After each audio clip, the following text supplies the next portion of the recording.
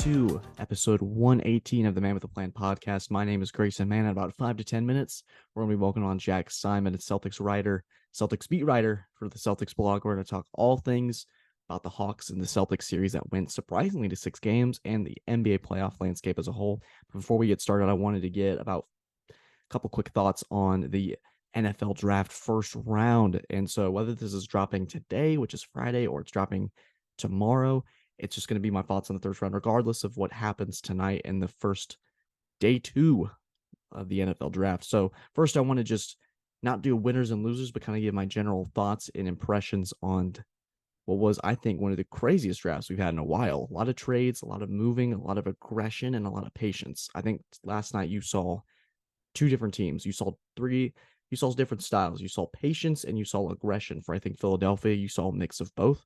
They're able to get 2 of the best players in this draft in Jalen Carter and Nolan Smith, which I think a lot of people take away is that Philadelphia is finally drafting smarter.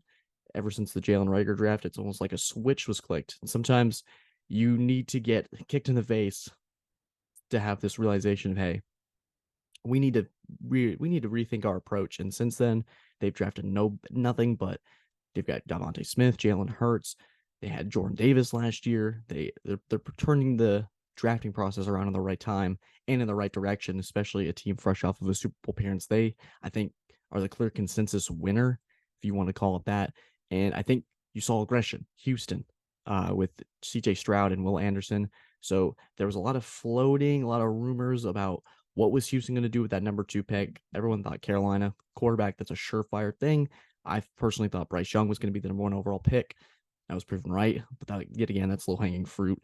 But Houston, what were they going to do? Was Bryce Young their guy? Were they going to take a risk on an Anthony Richardson or a Will Levis?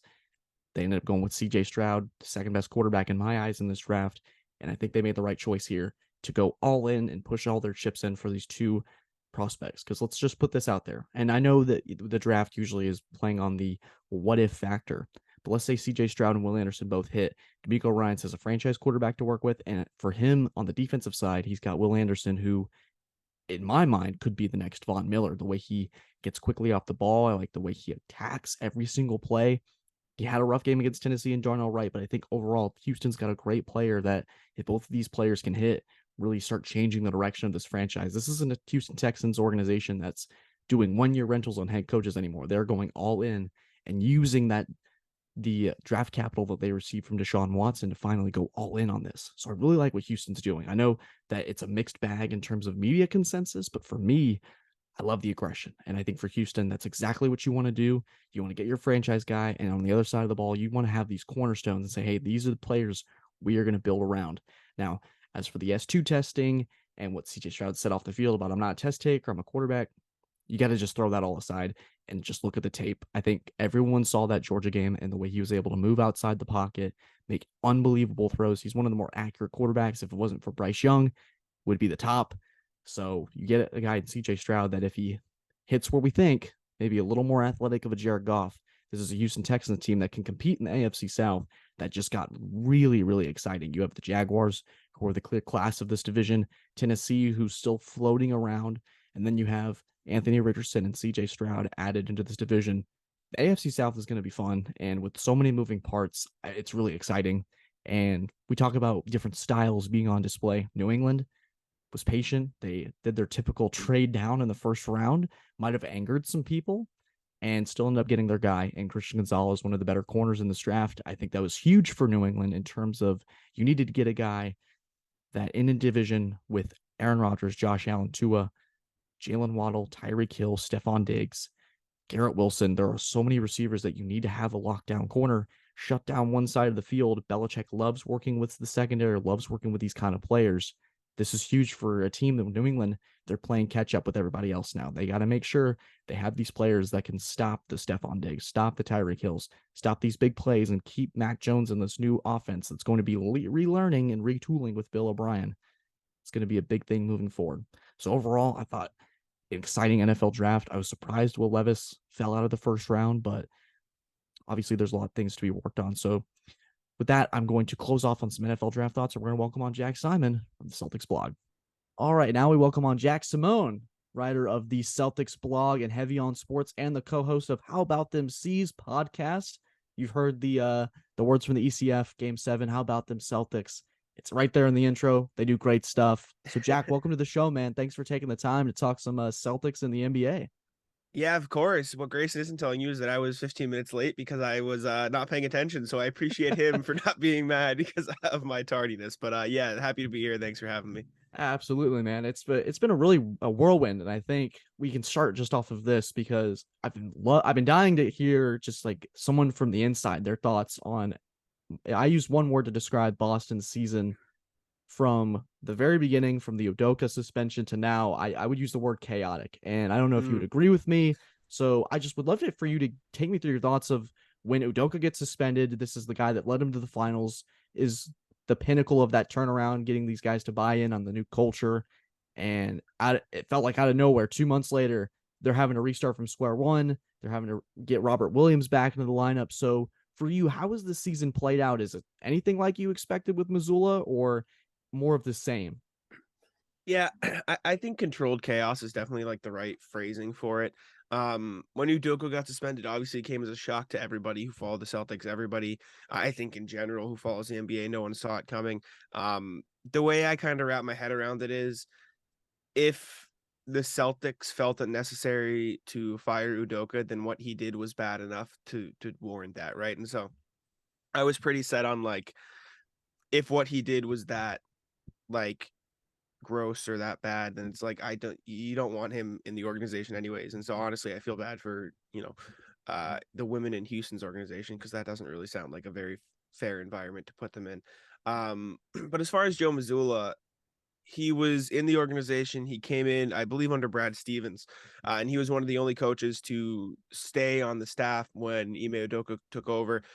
He coached in Maine for a little bit, went back to the college level, came back here, and then he stayed under Ime Udoka. And then he earned the chance to be I think he's the youngest head coach in the league behind only Will Hardy, who was also on the coaching staff last year. So I was always confident that he would figure it out. If anything, I think the season went kind of backwards, right? When you have a new head coach, you assume the team will get off to a slow start, but they got off to a really hot start, and then their quote unquote like slow slump or whatever you want to call it came later in the year. So in reality, it feels like it should have been backwards, right? They should have started off slow, then gained their ground again and got hot, but it was kind of mix matched in that way. Had a slow March and into April a little bit, excuse me. So it's almost weird in that sense, but I'm happy with what Joe Mazzulla did. You'd be surprised with how many people are not happy with what Joe Mazzulla did. A lot of Celtics fans did not like Joe Mazzulla, but I think that's just a matter of a lot of Celtics fans, when the team does bad, they just blame the coach, right? That's always been the thing. This Celtics team has had the same problems in the sense that they'll blow leads, they'll play slow when they have the lead. They did it under Brad Stevens. They did it under Ime Udoka. They're going to do it still under Joe Mazzulla. So at what point are people going to stop blaming the coach and start blaming the players? But overall, not a lot to complain about, right? They finished top 5 in offensive defense. Did their first round series take a little longer than you wanted? Sure, I'm sure we'll talk about that too. But overall, like it's hard to look at this 57, I think it was, win season improved from last regular season and complain about Joe Mazzulla, in my opinion. Yeah, it felt like Tatum too. He in the regular season took a big leap. Him and Jalen Mm. Brown. There's always the conversation surrounding those two of whether they can really play together and how this core, the big picture, is always in the grand scheme of things with the scope of the Celtics. But I think for the series in Atlanta, for me, I thought okay, Atlanta's offense, and I think probably given the fact that they beat the team in the play-in tournament that knocked off Milwaukee, maybe we should have seen something coming and been like, oh, this might be interesting, but so the Atlanta offense comes in. They got DeJounte Murray, Trae Young. The season exactly didn't go like they planned because they put all their chips in for another guard to play with Trae Young. They finished 41-41, hire new coach in Quinn Snyder, and come into this Boston series and play them really well. I went to game 4 in Atlanta, and it felt like Atlanta had a lot of answers for it. They didn't really, when it looked like Boston was going to put them away, Atlanta kept going back and forth. And I don't know if that's the Quinn Snyder deal or why this series took as long as it did. And the Celtics going to just have that killer put them away. But for in your eyes, watching these games and covering the Celtics like you do, what was the reason the series took longer than people expected? Was it Tatum struggling at times? Was it their lack of end game execution, or was it just that Atlanta really we're seeing what they could be next season under Snyder? I think you had a healthy mix of kind of everything there. I think Tatum's struggles were obviously a huge part of it. I mean, in game 5 when they lost, he shot 1 of 10 from 3. It's just it was enough to make you pull your hair out. Like Jason Tatum has this obsession with taking step back threes. I actually wrote about it. Throughout the course of his career, he shot like 39, 37, 40% on step backs and pull-ups and like movement threes. And this year that dropped to 30%. So there was like a huge drop off in his shooting this season, and it's kind of like inexplainable because like you could say, oh, it's the volume, but he shot 37 to 38% last year on movement threes, taking like 290, and he took 320 this year or 325 or whatever, and he shot 7% worse on like in the grand scheme of things, not too much more volume. So it was surprising to see Tatum shoot that much worse, and it kind of trickled into game 5 a little bit there. Atlanta, give them credit though, they did play well. Obviously, Celtics shut them down in games 1 and 2, but it's the stat that stood out to me was heading into game 6. The trio of Sadiq Bey, Jalen Johnson, John Collins shot like 2 of 26 in the 3 losses, and then 14 of 28 in the 3 wins from, or the 2 wins from 3. So like their role players stepped up when they needed to win. They made big shots, and then Trae Young obviously was huge for them. Shut down in the first 2 games, and then he found a way in the pick and roll to kind of pick through Boston's defense, which left a lot to be desired in that regard. So he kind of, fooled them, or they didn't really have answers for him at times. And then Jaylen Brown had a good quote to describe what happened. He said, in the playoffs, you got basketball, you got execution, and then you have this fight that's going on. In Atlanta, they might not have all the X's and O's, but they fought us. They offensive rebounded. They played hard, the effort. They used their athleticism. They didn't back down from any challenges. And then he said, that's where we needed to step up the fight of the game. So Atlanta fought. They just and Celtics didn't. And that's been a problem for the Celtics at times. They had this 3-game stretch in, I think, beginning of March, mid-March, where they blew 3 double-digit leads. They were up by 28 to the Nets. They lost. Up by 14 to the Cavs. Lost. Up by 15 to the Knicks. Lost, right? So it's just a matter of keeping up the fight and playing a full 48 minutes. And even in game 6 where they closed it out, they played a pretty meh 40 whatever you want to call it, 2 minutes, and then the last 5, or that's not math, 43 in the last 5, they played really well. And so it's just a matter of keeping up that fight, and you see it a lot from the Celtics, but it's not always consistent. Do you potentially see Atlanta, the team, going through this initial test? It's like, hey, this is the NBA playoffs. It's a different, and I think Tatum and these guys understand that this is a team that's been to the finals, but getting that initial push early instead of maybe getting a sweep and I don't want to say coasting through a series, but having to fight for offensive rebounds, which was, I think, one of Atlanta's biggest strengths with under Steiner. I think their offensive rebound totals jumped up to like first or second in the league since he got hired. And then you have a series against Philadelphia where Joel Embiid's going to be not 100% healthy, and I think rebounds are going to be huge. Robert Williams jumping around, Al Horford, we'll see Cornette, Grant Williams will definitely, I feel, get more playing time.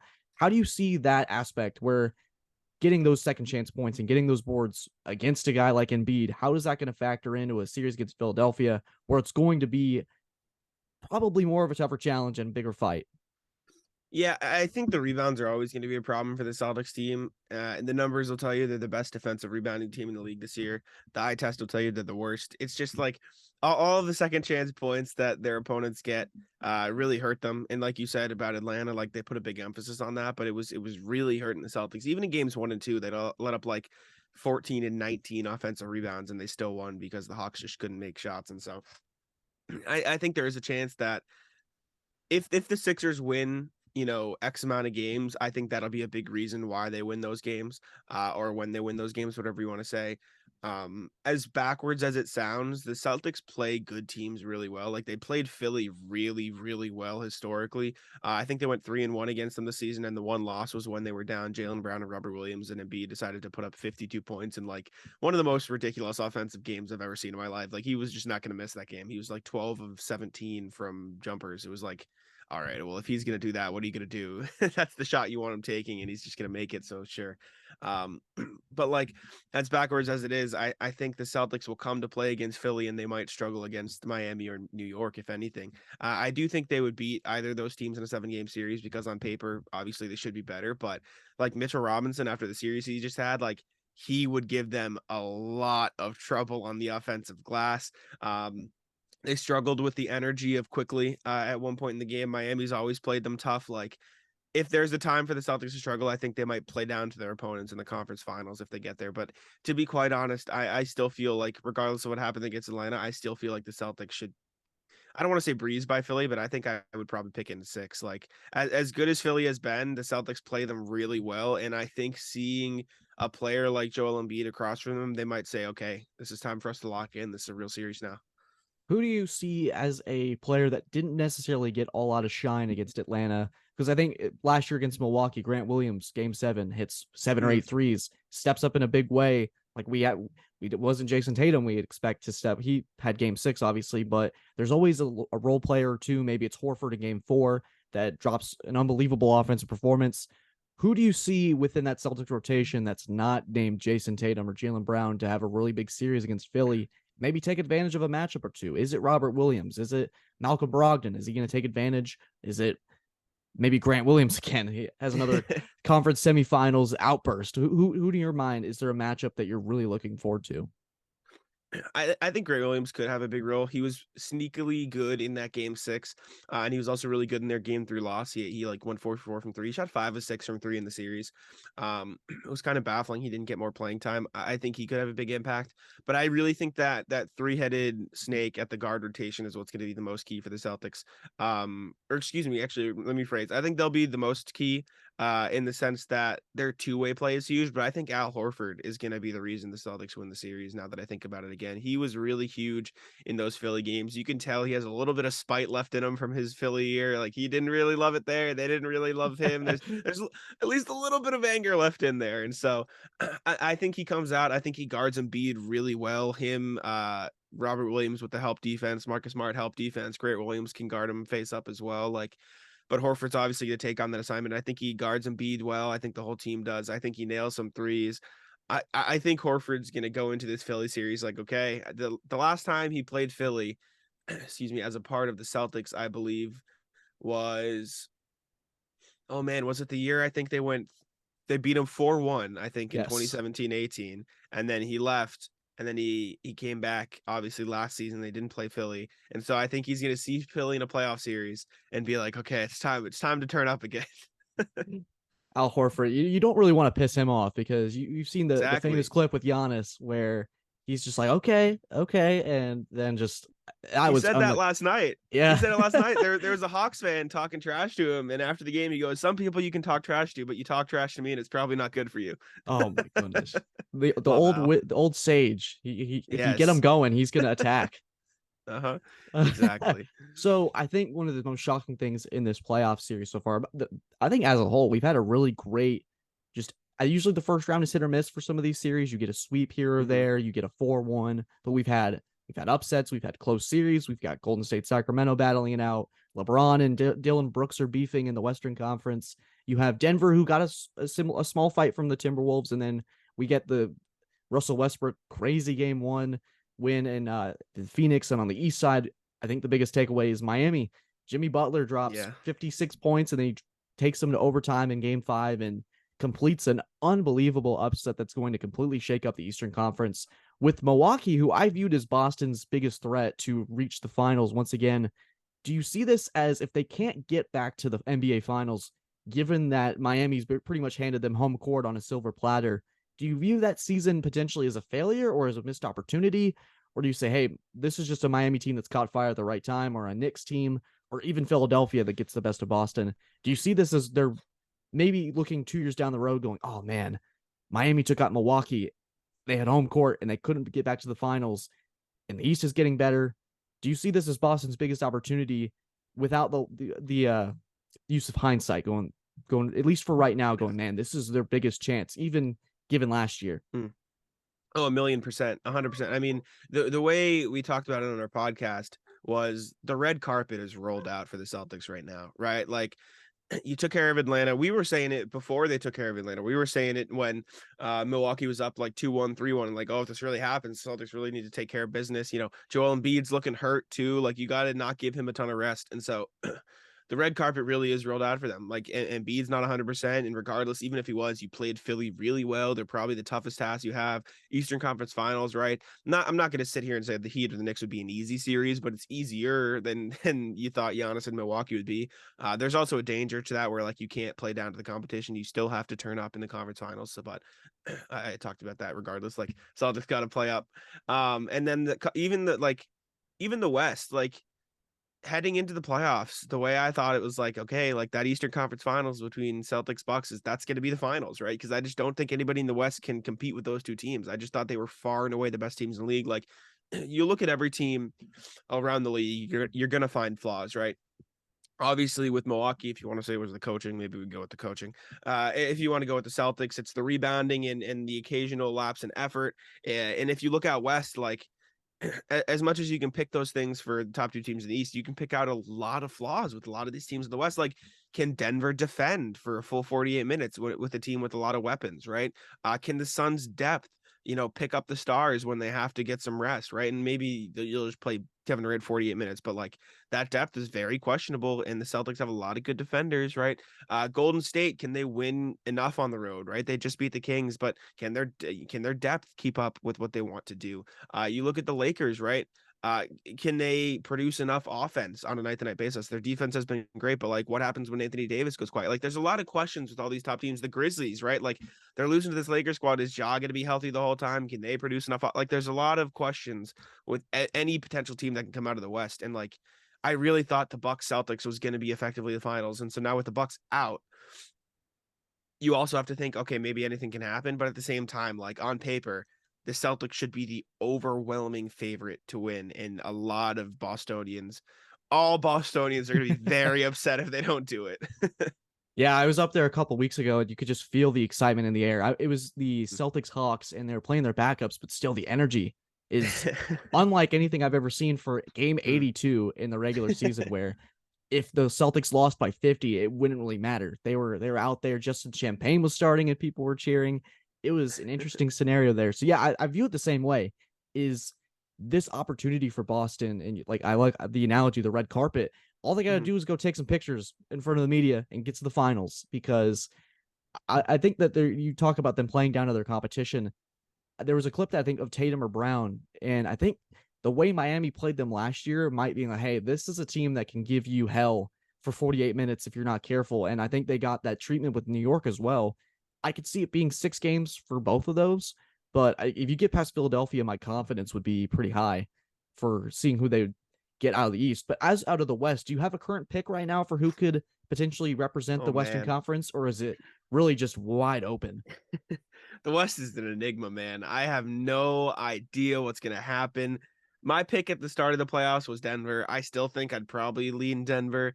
But at the same time, like Phoenix looks good when they're on, right? I think either of Sacramento or Golden State has both looked good. I picked Sacramento in 7 in that series, and I said the home team would win every game, but that obviously didn't happen. Golden State won a road game. Um, the Lakers have looked really good when they're on, but they're a little bit inconsistent. Like I said, it goes back to the fact that a lot of these teams in the West have these big flaws that are big question marks. Like if Denver's defense can't keep up with the Suns, they're going to lose. If Mhm. the Suns' depth can't keep up with Jokic and the rest of Denver's depth, they're gonna lose. And so like anything can happen in the West. I'll probably stick with my pick of Denver. I think they'll probably get past the Suns in probably 7 games, win at home, and then yeah, I don't know. I'll go with Jokic to make it out. It just seems like he's due for a year, and they've looked real good. And granted, it was just Minnesota, but they look good. So I'll roll with Denver for now, still, even though it really could be any of. I think any of the six teams still left could make the finals. As crazy as that sounds.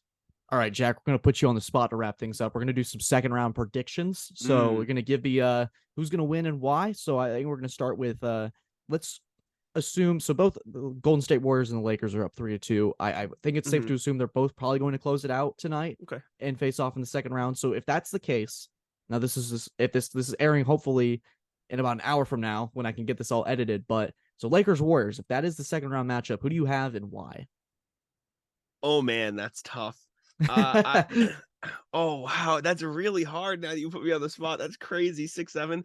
My gut leans Warriors, but my brain leans Lakers, if that makes any sense. Like Yeah.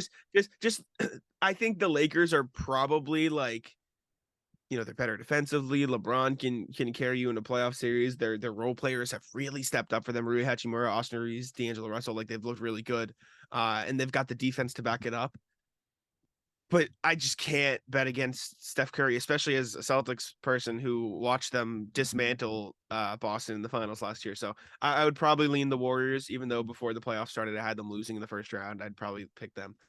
I think As eventually crazy as that is. their inconsistency on the road is going to catch up to them. But I think against a team Yes. in the Lakers where in any moment LeBron could go down, Anthony Davis could Yep. go down, and they have a quiet night offensively, and you have Curry or Thompson who could catch fire. Jordan Poole, who hasn't really been a factor against Sacramento, could out of nowhere start really picking up his game. I'm going to take Golden State in 6 in that series. I think I could see the Warriors just catching the Lakers at the right Mm. time, and I don't know what it is, but I know the Lakers look great, but every time I watch LeBron, with the exception of that and one to take that I think it was game 4 if I'm not mistaken, Mm-hmm. but he just looks tired out there. I don't know if Yeah. that's the age or He looks he's older. reserving a little energy, but it looks a little, and I hate it because LeBron's fantastic, and I would Exactly. love to see Celtics Lakers in the finals just for. And I know Adam Silver's probably licking his chops, going, if we could get that, oh man. But it just looks the Lakers look like they might run out of gas, and I think Golden State, the way they move around the court, it could be trouble. And so I would take Mm-hmm. Golden State in 6. So the next series, we're gonna do the next series in the West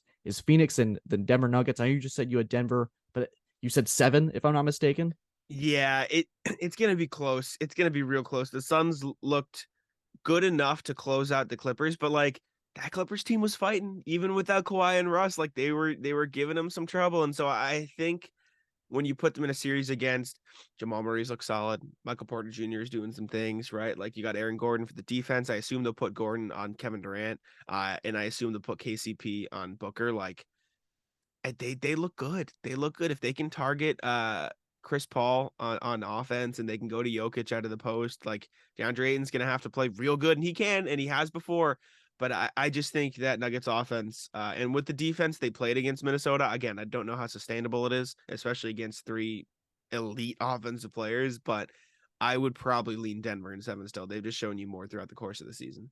Yeah, and I think for Phoenix, it's like that you said about the depth and that Durant Yeah. and Booker and Paul can play out of their minds. But there's going to be a night where they're going to struggle, and it's going to be a crucial game 4, game 5. It's just the course of the playoffs. Not every night's going to be perfect, and I think Denver just has more guys, and this could be their year. This could be like the Celtics. This is their opportunity with a Yeah. wide open West to get to the finals and be able to get over that hump that they had been able to do so in the last couple of years. So we got the Warriors and the Nuggets. That would be a fun conference finals. We'll save that one for Yeah. later, another time. But in the East, Miami and New York, I think the most unlikely series Oh anybody man. could have predicted. Jimmy Butler's playing out of his mind in New York. They have tapped into some offensive firepower that I thought there was a ceiling with this Knicks team that clearly isn't there. That was displayed against Cleveland. I'm going to take Miami in 6. I think I'm going to ride the hot hand of Jimmy Butler. Mm. I think that him in Madison Square Garden, we could see some all-time legendary performances from him. He's a heck of a player to watch when he's not playing your team. I think he's frustrating Yes. when he's playing your favorite team, but when you're watching just from a neutral perspective, he's unbelievable. And it's crazy. This happens every year. He struggles in the regular season. Everyone's going, I don't know if this guy's top 10. You get in the playoffs and it's unbelievable. He is Mm-hmm. it's unlike anything I've ever seen, especially in this 2-game stretch. And so I'll take the Heat in 6 to win that series. Mm. Yeah, Jimmy, that game 6 performance was like the best thing I've ever witnessed, like the best individual performance I've ever seen, at least with my own 2 eyes. He's been amazing. I think it's perfect. You know, you love to watch him not against your team. I think I'd still probably go Knicks in this one, as weird as it Okay. is. Like, you just saw Mitchell Robinson be the best big in a series against Evan Mobley and Jared Allen. And as well as Bam Adebayo played defensively against Giannis, didn't really have that good of a series. Like offensively, he was really timid. He couldn't really do much, taking a lot of these mid-range jumpers that weren't falling. Like, wouldn't surprise me if Mitchell Robinson's the best big in the series again. And maybe that's a hot take, but like you just saw him do it, and Bam coming off that series, I don't know. And then defensively, the Heat have always been solid, but like who's going to guard Jalen Brunson, right? Mm-hmm. Like who's going to stop RJ Barrett if he gets hot, right? Julius Randle's injured, but if he comes back, like you put Bam on him, and then Mitchell Robinson's left to feast, on the boards. Like I don't know. I think as I could see Miami winning, like obviously Jimmy Butler gets hot, and Jimmy Butler in the Garden is going to be so fun. But I don't know. I just think the Knicks have the better overall team composition this year, right? Like this Heat team lost to the Hawks in the play-in, right? Like as hot as they've gotten, Yeah. they ran into a Bucks team without Giannis for 2 games. Jimmy Butler played the best playoff basketball I've ever seen, and they made 2 incredible comebacks against a let's just say a coach who might not have a job in a week or so. And Tom Thibodeau is not that. Tom Thibodeau coached an amazing series. The Knicks have great center in Mitchell Robinson, which is weird to say, but like he played great. They have an all-star level guard. They have Julius. Like I just think they're a better overall team. And they're also hot and they're also running and they're revved up and they're ready to go. So I'll probably go with the Knicks in 6 or 7. I'll probably lean 7 because Jimmy Butler's that guy. Yeah, maybe a prisoner of the moment here with Jimmy Butler, but No, I it's think fair. yeah. I like it. But I like we have a opposing viewpoint. It'll be interesting to see what people predict. And then obviously we have the Celtics Sixers, the rivalry. You got the famous quote from Joel Embiid. It's not a rivalry because they always kick our ass. Favorite quote of all time. I use that in just like any group chat that I'm in. But for me, I'm going to take Boston 6. I think there's going to be a game down this road, down the series. I could see it being game 1. I could see it being game 2 where they look just dejected, out of gas, and just I think disengage is probably the word for the Celtics sometimes. Yes. And then they're going to wake up and everyone's going to go, oh, okay. Because there's going to be a 2-day stretch where they travel where they're like, this Boston team, I don't know, Philadelphia, they might finally have it.